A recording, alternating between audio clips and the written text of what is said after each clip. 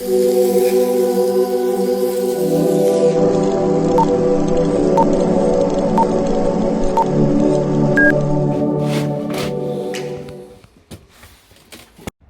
got our paving in, we've got more in the van, we've got some sand in the van, we've got our sharp sand there. It's all sharp for me on paving now, and just been talking to a client now and showing how we could possibly lay it out, just avoiding those cross joints because of the keyboard warriors. But there you go.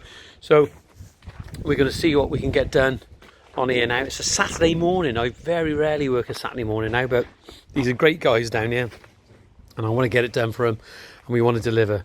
And as you can see, this is our lean mix. A bit stony on top there in places, but we have whacked it several times, and this is absolutely solid. This isn't going anywhere at all. So without any further ado, time for the string line. We going? Yep. Right, okay, if you come a bit closer here. Okay, so really for a sandstone patio, you're looking for what we call a turnover bubble, okay? A turnover bubble. So the bubble's on the line, the one side here, okay? There's 3 lines there, and it's in the middle one.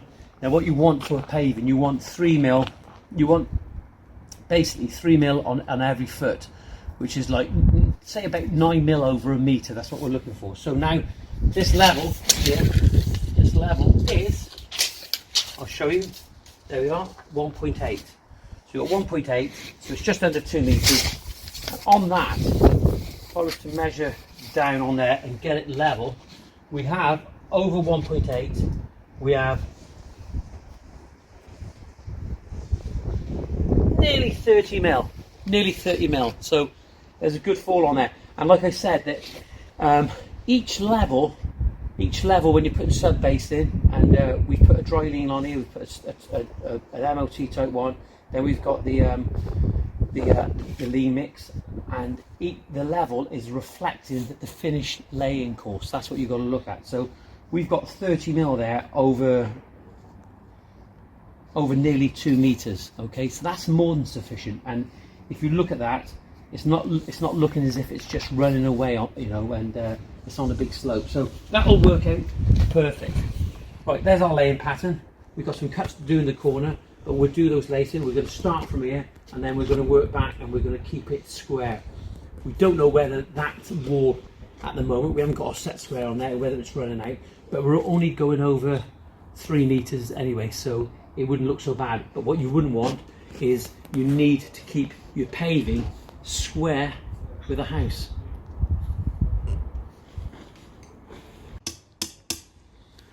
Well, what we're doing here, we've got, if you look now, we've got a string line running across the house there, so we know what we're going to be working to there.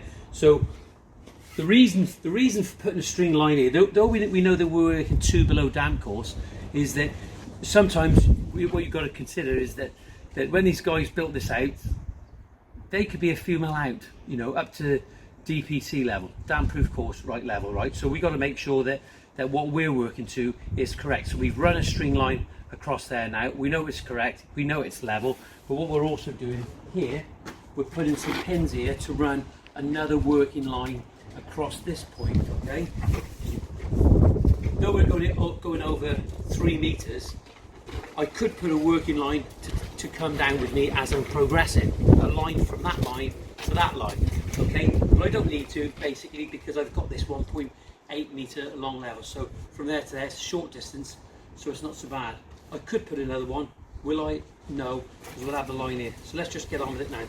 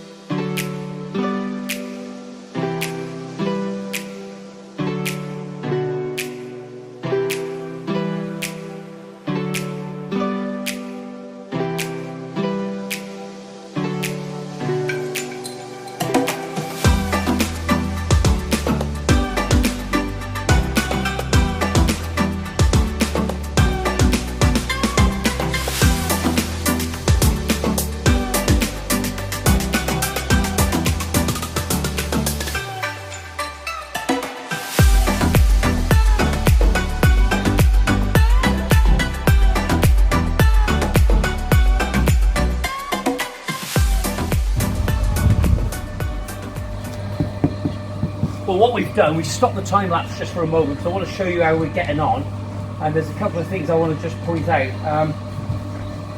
Obviously we've got our string line there, got a string line over this side. As I said, I could have had a running line, but it would have just got in the way at the moment. It's not as if we've got a big area. Okay, so what we're doing constantly, okay, we're slurry in the back of the slabs, which is so important. Our mortar is wet, but it's not sloppy, okay, like pea soup. That's what you don't want to be doing, and certainly on a day like this. We have forgot the stand to the mixer, but that's fine because we just shoved it out. We've got the sand just there, that's working okay for us at the moment. And the other thing, of course, is what we're doing is, as we're going along like so, okay, you've got to remember, in that brickwork again, you can't rely on that brickwork. That's why we put the string line down. So what we're actually doing is we are checking our measurements off that line, like that. So we are checking, so we've got 1 metre 535 there. And then what we'll do, we'll come here now, just touch the line and off. There we are, 1 metre 534. So we're 1 mil out. So that 1 mil is what we would call an allowable tolerance, a deviation from perfection. Though this is calibrated stone, how true can it be? Okay, it's tolerances with everything. So we're going to put the video back onto time lapse now, and we are going to sponge this off, make sure this is all clean as we go.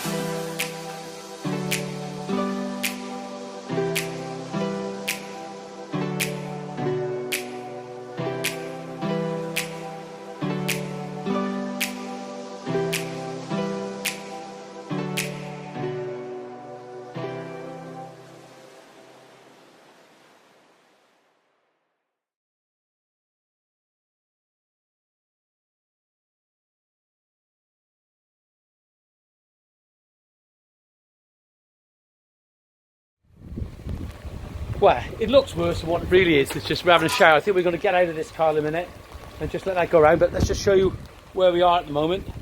So we've just been going, it's not like speed, but we've been going just over an hour 15 minutes, and this is what we've done now.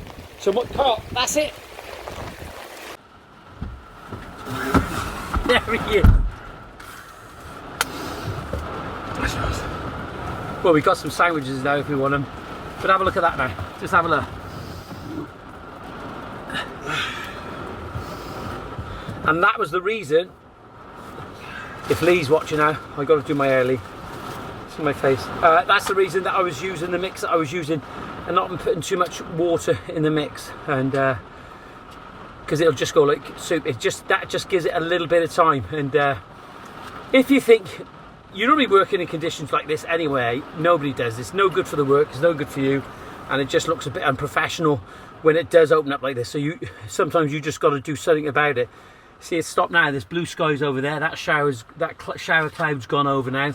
It was quite heavy, but by getting the mix right, it's gonna give you a little bit of time, you know. So and you could even put an additive in there if you thought that it was going to be conditions like this, an additive to sort of just start drying it a little bit quicker. That's okay, but you don't be using that too often, because certainly in the summer the sun could come out in a moment and we could be at 25, 26. I wish.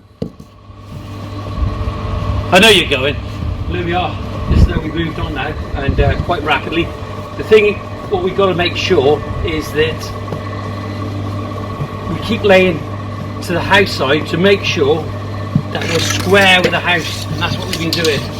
And like I said, you've got to just, I've checked off there now to make sure we go off the line, and whatever we've got there, we're 1 metre 556. Might have a difference there. 1 metre 555, there's 1 mil again. We've got to make sure we keep over there, and then we just rack back as we go, keep going on in that diagonal format. Stop for a minute.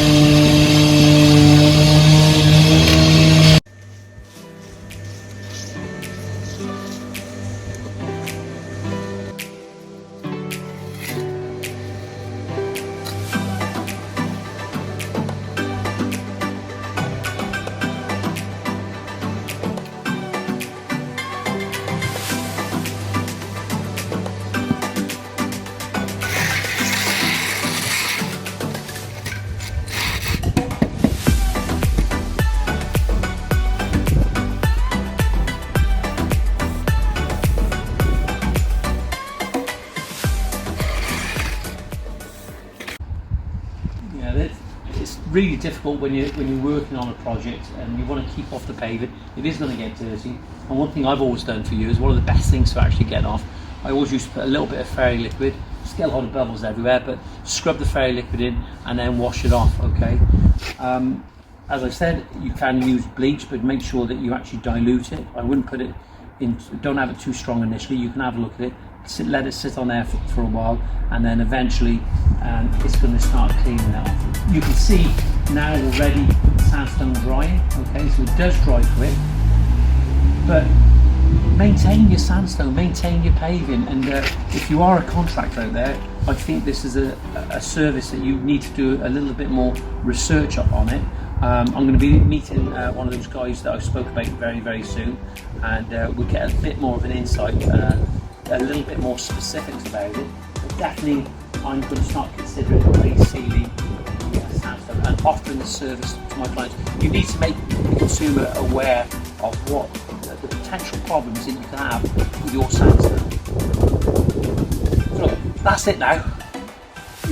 We've cracked on today, and as I always say, don't forget to subscribe to the channel. I really appreciate it, and make sure that your comments are clean and respectful, because other people actually use it. If you need to speak to us anytime, go to the website, which is www.greentoplandscapes.co.uk, or you can give Alison a ring in the office on 01633 896 007, or you can give me a ring on 07795 595 994. Remember, it's all about the belt and braces. See you soon.